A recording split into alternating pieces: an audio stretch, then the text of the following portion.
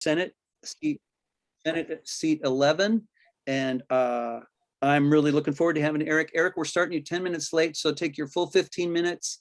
Hopefully you've got your questions in front of you and you can just take off with your own introduction and following those questions. Great, thank you, Bernie. Yeah, so to start with your first question of the why, I was a graduate of South Salem High School and was at U of O, and was putting myself through college at Los Baez restaurant on Lancaster Drive. And Los Baez not only helped me pay my college, but taught me Spanish. And I was, and from there took an interest in Mexico and Central America, traveled to a refugee camp in the mountains of Honduras, where the El Salvadorans had fled, thanks to the Ronald Reagan military policy of giving them about $1 million a day in military aid. And so that was one thing that, like, that's one of my biggest whys. Like, there's a lot of things wrong with the world, and there's a lot of things that our country is responsible for. And so I came back and reached out to the people at Pecun, Ramon Ramirez, who later turned out to be a neighbor of mine, and he took me to migrant labor camps 3 miles from where I live now in Woodburn, where people were worse off than they were in refugee camps. And so that has always been has been my why. Like, how can we right the wrongs that are all around us? So I've been a part of the farm worker labor movement for this for 40 years, and helped start Mano a Mano in Salem way back in the day. So I became a teacher as well, a bilingual teacher. And when I was in Salem and lived in the Hayesville and Four Corners areas, taught at Grant Elementary and Highland Elementary in bilingual schools that were in neighborhoods that were struggling economically. And during that time, served in the Salem Library Board and the Salem Area Mass Transit Board, while I was getting my master's in public administration at Lewis and Clark. And then I moved to Woodburn. And so the other piece of my why was I'm in Woodburn. I'm a middle school principal now, and then a high school principal, and just working with so many issues that that students and their families were dealing with. And then when I retired from education, ran for mayor of Woodburn, and have been serving here for 4 years. So those are 40 years of seeing the why, like, every day, and kids' faces and their parents that are struggling, made me want to run for the Oregon State Senate. The next question, my 3 top issues are the environment, the economy, and education. And I'd like to say a bunch of me toos to all the things that Tina said, of course, with the environment. It's kind of tough to follow the next governor, let me tell you right now. But we have, I mean, my shtick is that Oregon's been a leader in the environment, a bold leader, and we have the climate action plan, and because of the work of people in the Marion County Democrats and Democrats across the state, like, we were able to elect a group of people that were able to do that, especially over the last 4 to 6 years, that to make those things happen. But there's no other bigger issue, overarching issue than our Earth and its health. And then with the economy, I think it is housing, like as Tina mentioned, and I've seen that so often with so many families in my own city, and when I worked and lived in North Salem, families doubled up, families tripled up in apartments. The lack of good housing, it's hidden away in many respects, but there are people who are really not living in conditions that provide for their dignity. And also I met with Jimmy Jones last week. He came to Woodburn to speak to our Rotary, and that there are people like with the Mid-Willamette Valley Action Agency that have it down, and he really hammered it's kind of the same point that Tina made, that but we really need permanent housing. We just have to build it, right? There are so many people that are out of their housing, and it's tough to get back in. And the state can require, and we do require cities to have this level of income-based housing, but it's pretty low level.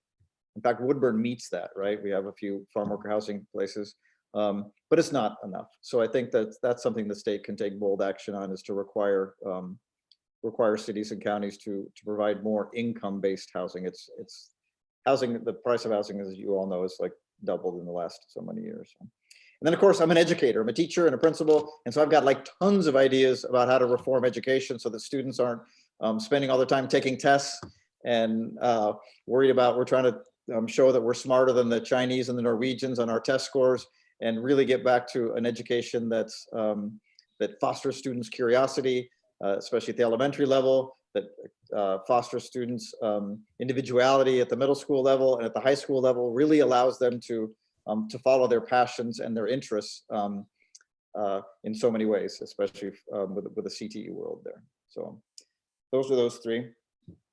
I think the skills, your third question, the skills and life experiences. I mean, it's an interesting thing to have a master's in public administration and really think about the big level of how systems can serve people better at the same time you're teaching sixth grade, you know, at Highland Elementary, and seeing the real life experiences of kids and their families day after day, while thinking about like the bigger picture of what they need, and back to those things, particularly with the economy. I think working with people who have like struggled economically and socially and then racially, all the schools I taught at were bilingual schools, and to see people really wanting to live their full identities, right? But then getting beaten down by kids from across town that may not respect their heritage, or the color of their skin, or the way they dress, has been eye-opening. And then have raised two children. My daughter is a teacher now at Hallman Elementary, and she went through the bilingual schools in Salem. My son is 19 at U of O, and he is at both went through bilingual schools and had those rich experiences with.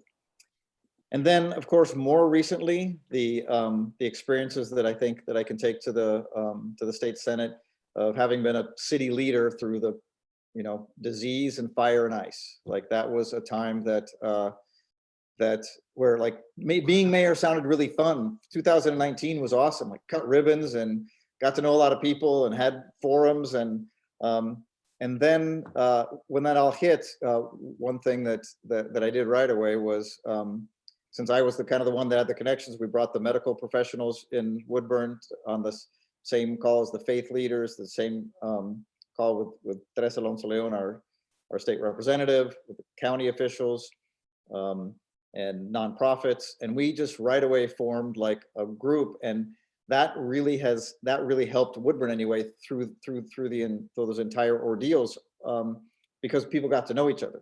At the beginning, before I called that meeting, like the three medical facilities their leaders didn't know who they were, or did they know the leaders of the nonprofits? And so it's this experience of bringing people together, and of course, in Woodburn, across economic and social strata and political strata, is a strength that or a skill that I've particularly built in the last 4 years, to work with people all together to solve like very difficult problems, as you all know.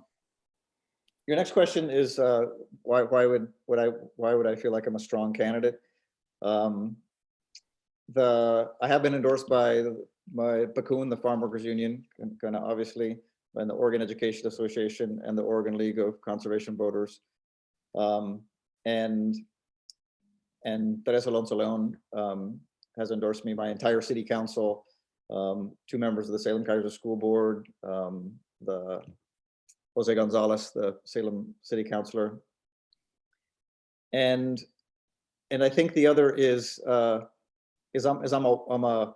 a walker, right? I've hit like 1,000 doors already and talked to people, and so in the general election, I will be able to knock on almost half of the Democrats' doors in this race, and by the time we get to the general, I'll have like revisited them and talked to everybody else. My legs are a little tired, but but that's, and of course I enjoy that. And then finally, I own a coffee shop. Like after I retired and was the mayor, like what should I do? So I own a coffee shop that's called the Groove Cafe, the Groove Cafe La Onda in downtown Woodburn. And I have like learned a lot, meeting all kinds of people in that kind of scenario. So those are strengths I bring to this race. Very cool. So I'll start off our questions. On the topic of healthcare, you're probably familiar with the initiative called Healthcare for All Oregonians. And I was just curious if you could tell us about your position related to making sure that all Oregonians have access to affordable care. Yeah, what I love about that is, I mean, not the logo with the all, but like everybody in, nobody out. Like, again, our state has been a leader in you know, from John Kitzhaber on, and really helping us to have a much better healthcare system, but it's not done until everybody's in and nobody's out. And so there are more measures to take there.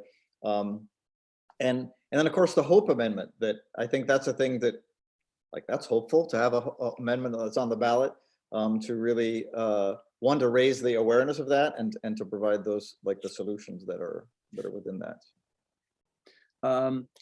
One thing before you go, Eric, we're going to have just time for another question or two from the audience, but I want you to post any information about your campaign in our chat if you could before you log out, just so people want to help you out, they can. Aileen. Thank you. Aileen Kay, I live in South Marion County. Just want to ask you the same question as I asked Tina. Will you pledge to not weaken Oregon's land use laws? So the answer is yes, and for all the reasons that Tina said. So. Boy, what an advantage, huh? Yeah, that's hard to follow the governor, but when she gave the right answers, I can, like, yeah. What she said, yeah. Right. Any other questions? And I believe you said among your endorsements was the Oregon League of Conservation Voters, correct? Correct. That's my favorite one. I'm glad to hear that, because I'm one of those people, so that's very good. All right, well, thank you very much. Can you take just 30 seconds and give us one last elevator pitch for Eric Swenson? Yeah, so my elevator pitch is that in the 60s, I mean, when we ended the 60s, over 50 years ago, we had solved a lot of things through legislation, through laws at the federal and state level, that girls can play sports and people can park close to the shopping center, all kinds of things. Now, 50 years later, we just have to renew our commitment to do what's right. And so my elevator speech is like, I want to bring Sesame Street to the Oregon legislature. We know we need clean water and we need to stop pollution. We need to be good to each other. Like, those are the values that I want to bring to the Oregon State Senate. And if you want to send us any information about your presidential bid, let us know about that too. Okay. Thanks very much, Eric. We sure appreciate having you here. Thank you.